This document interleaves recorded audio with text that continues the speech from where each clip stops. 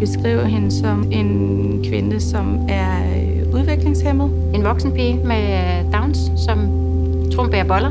Det var en pige, som der var kok, og hvor hun bærer.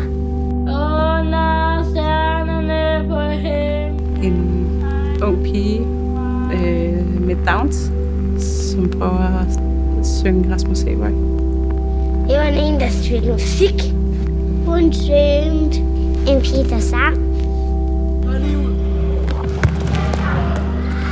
Vi har lige set en video med en dreng, som har noget Down-syndrom. Det er en fodboldvideo, hvor der er en målmand, der skal tage træner på og sådan spille bolden ud igen. En dreng, der spiller fodbold. Downs er noget, vi har. Ikke noget, vi er.